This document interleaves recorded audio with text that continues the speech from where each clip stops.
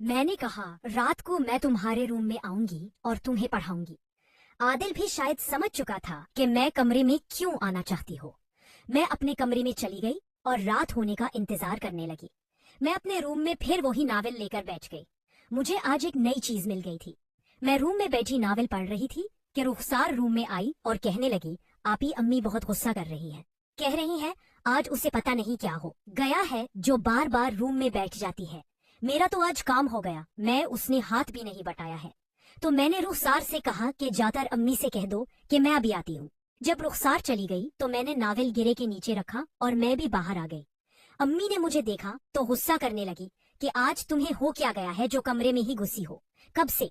तो मैंने अम्मी से कुछ नहीं कहा और उनका काम में हाथ बटाने लगी। रात का खाना खाकर हम सब अपने अपने कमरों में चले गए। मैं अम्मी और अब्बू के सोने का इंतजार कर रही थी। जब अम्मी और अब्बू अपने रूम में सोने चले गए और रुखसार भी सो गई तो मैं चुपचाप उठी और आदिल के कमरे में जाने लगी। मैं आदिल के कमरे के पास गई तो आदिल का दरवाजा थोड़ा सा खुला था। मैंने दरवाजे से जाकर देखा तो आदिल की पीठ दरवाजे की तरफ थी और वो मोबाइल में वही पिक्चर देख रहा था और आदिल का हाल बेहाल हुआ जा रहा था। आदिल को इस तरह से देखकर मेरे भी पसीने छूटने लगे। मैं जल्दी से आदिल के दरवाजे से हट गई और अपने रूम में जाने लगी, लेकिन मेरे पैरों में जैसे ताकत ही नहीं बची थी। मेरा दिल बेचैन हुआ जा रहा था। मेरे कदम अपने आप आदिल के रूम की तरफ जाना चाहते थे। मैं पलटी और फिर से भाई के रूम की तरफ जाने लगी। मैं दरवाजे के पास पहुंचकर देखा तो भाई फिर से वही काम कर रहा था। मैंने अपने आप को संभाला और दरवाजा खटखटाया। मैंने पूछा, भाई क्या तुम जाग रहे हो? मेरी आवाज सुनकर भाई थोड़ा सा हट बढ़ा गया। इसने जल्दी से मोबाइल से वो फिल्म हटाई और अपने आप को संभालने लगा और फिर बोला, आपी आप आ जाए। दरवाजा खोलकर अंदर गई तो भाई बेड पर बैठा था। अब भी उसके चेहरे से साफ पता चल रहा था कि वो क्या कर रहा था। मैं जाकर भाई के सामने बैठ गई। भाई नजर झुकाए बैठा था। मेरी हालत भी शायद भाई से छुपी नहीं थी।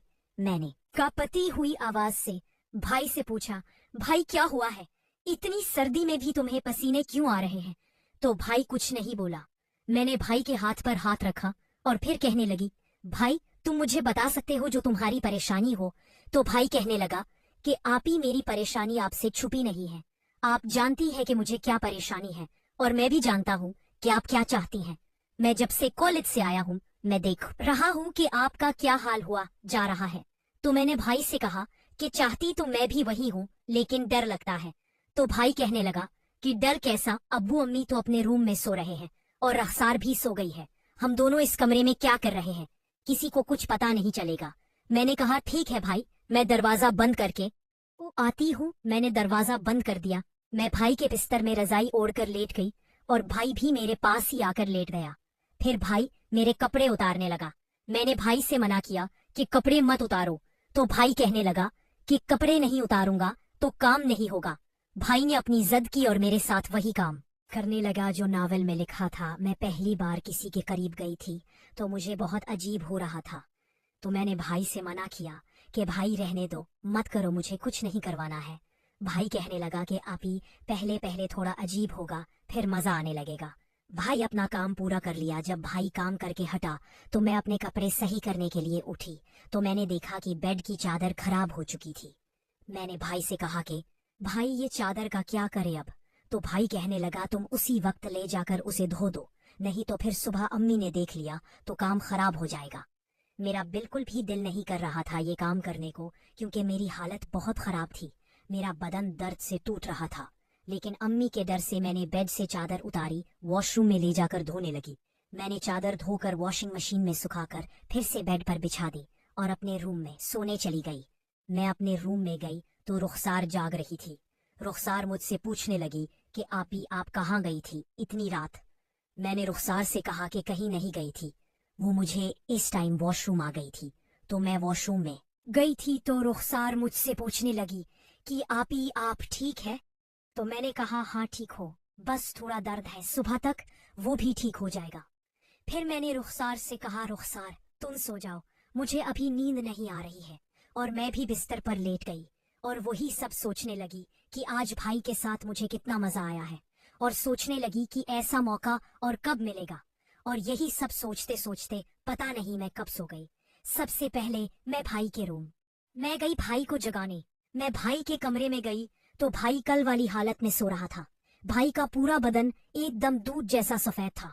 भाई की तरफ से मेरा नजरिया बिल्कुल बदल चुका था। मैं भाई के पास जाकर बैठ गई और उसके बालों को सहलाने लगी और अपने हाथों से उसके गाल भी सहलाने लगी। भाई इतना बेखबर था कि उसे होश ही नहीं था कि मैं क्या कर रही हूँ। मैंने घड़ी देखा तो 7 बज चुके थे। मैं भाई का हाथ हिला के उसे जगाने लगी। भाई उठा तो मुझे देखकर कहने लगा, निम्रा आपी, आप यहाँ क्या कर रही हैं? मैंने कहा, मैं तुम्हें जगाने आई थी, कॉलेज नहीं जाना, देर हो रही है। तो भाई कहने लगा, आपी जाना तो है कॉलेज, लेकिन मेरे बदन में बहुत दर्द हो रही है। मैंने पहली बार रात में मैं आपके साथ किया, वो सब किया था। शायद इसीलिए ये कहते हुए भाई ने मेरी तरफ देखा और मुझसे पूछने लगा, आपी क्या आपको कुछ नहीं हुआ?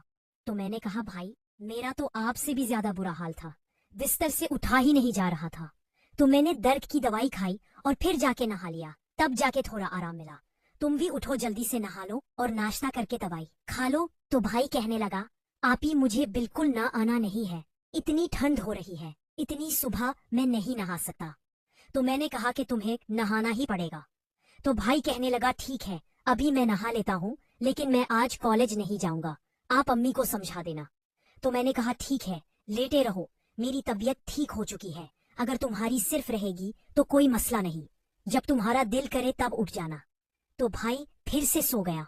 तो मैं अपने कमरे में चली गई क्योंकि मैं नाश्ता कर चुकी थी और अम्मी अब्बू अभी उठे नहीं थे और मुझे नींद भी बहुत आ रही थी क्योंकि सारी रात में बदन दर्द के मारे सो नहीं पाई थी।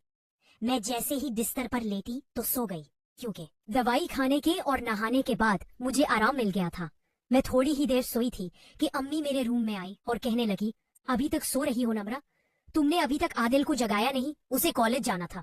तो मैंने कहा, अम्मी मैं आदिल को जगाने गई थी, लेकिन वो कह रहा था कि वो आज कॉलेज नहीं